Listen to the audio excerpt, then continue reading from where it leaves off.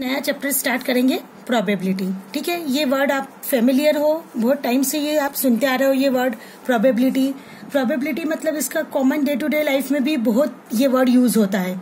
Main इसका meaning होता है पॉसिबिलिटी, किसी भी चीज का कोई इवेंट को ऑकर होना या कुछ किसी चीज का हैपन होना नहीं होना, उसकी पॉसिबिलिटी।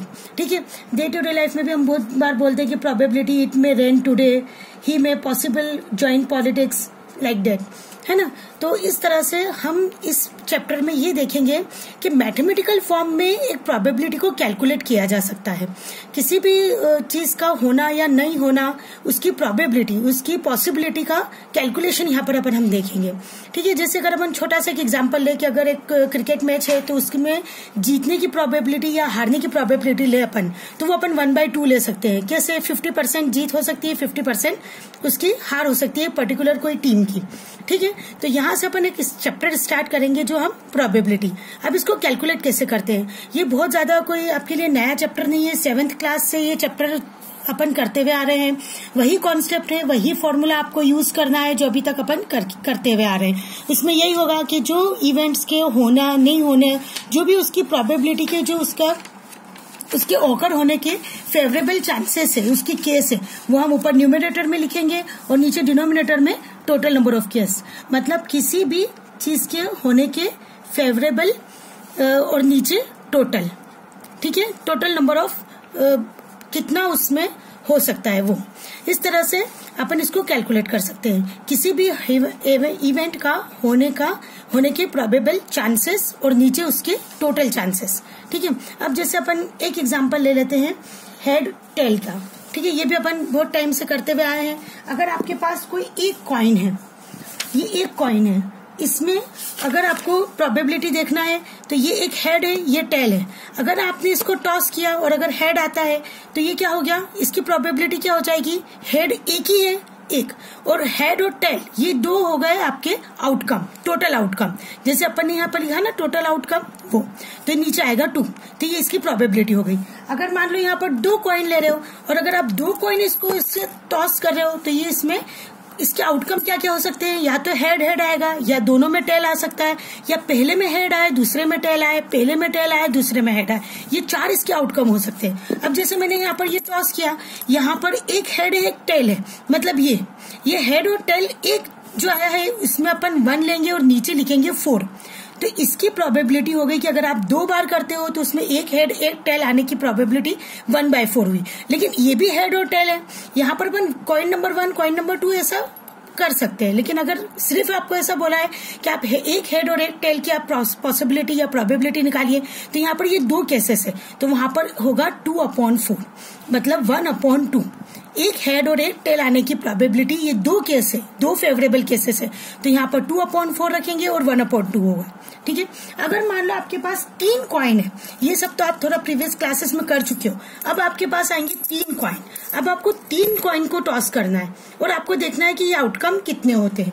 ये आउटकम कैसे होते हैं, इसमें आपका हो सकता है HHH, HHT, HTH, THH, HTT, THT, TTH, TTT।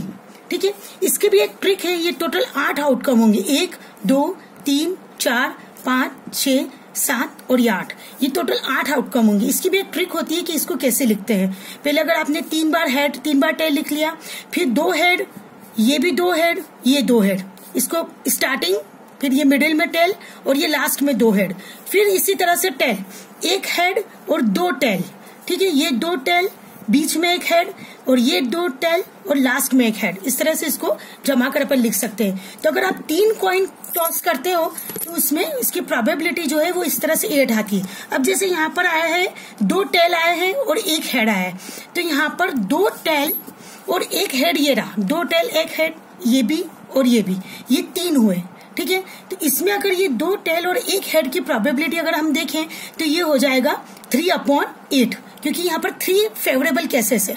2 tell और 1 हेड आने के फेवरेबल केसेस कितने हैं, 3 1 2 3 और नीचे टोटल, ये जो टोटल अपन ने 8 लिखे वो, ये 3/8। इस तरह से आप डिफरेंट टाइप के यहाँ पर कैलकुलेट कर सकते हो। आपको क्वेश्चन में देंगे कि तीनों हेड होना चाहिए, तीनों टेल होना चाहिए, या 2 हेड होना चाहिए, या 1 हेड होना चाहिए। इस तरह से आपको डिफरेंट टाइप के क्वेश्चंस देंगे, आपको उस हिसाब से आपको प्रोबेबिलिटी कैलकुलेट करनी है। ऊपर फेवरेबल केस आपको यहाँ पर देखना है और यहाँ पर नीचे टोटल आउटकम है। आपने जो प्रीवियस क्लास में 7th 8th 9th में जो भी प्रोबेबिलिटी पढ़ी है वो थोड़ा इजी था। अब यहाँ पर क्या करना है कि जो आपको ऊपर फेवरेबल केस और नीचे जो टोटल केस है ना, दोनों को यहाँ पर अच्छे से देखना है कि क्या है। क्वेश्चन में आपको डायरेक्ट नहीं देंगे, क्वेश्चन में से क्लियरली नहीं होगा कि ये फेवरेबल आउटकम है और ये टोटल आउटकम है। आपको क्वेश्चन में ढूंढना रहेगा कि इसमें से, जैसे मैंने ये पूरे आउटकम निकाले, उन्होंने सिर्फ इतना दिया था कि 3 कॉइन को टॉस करना है और आपने ये रिजल्ट निकाला। अच्छा, एक चीज इसमें और पूछते हैं, जैसे आपको क्वेश्चन दिया कि 3 कॉइन को टॉस किया है, उसमें आपको देखना है कि एटलीस्ट 2 हेड्स की आपको प्रोबेबिलिटी निकालनी है। Find the probability at least 2 head. तो आप 2 हेड की प्रोबेबिलिटी कैसे निकालोगे? पहले तो ये वर्ड देखो, एटलीस्ट मतलब क्या कि ज्यादा से ज्यादा उसमें 2 हेड होना चाहिए। 2 हेड से ज्यादा भी हो सकता है। जैसे फॉर एग्जाम्पल आपको एग्जामिनेशन में होता है ना कि अगर 50 में से आपको कोई मार्क्स चाहिए तो 50 में से आपको 25 लाना ही है।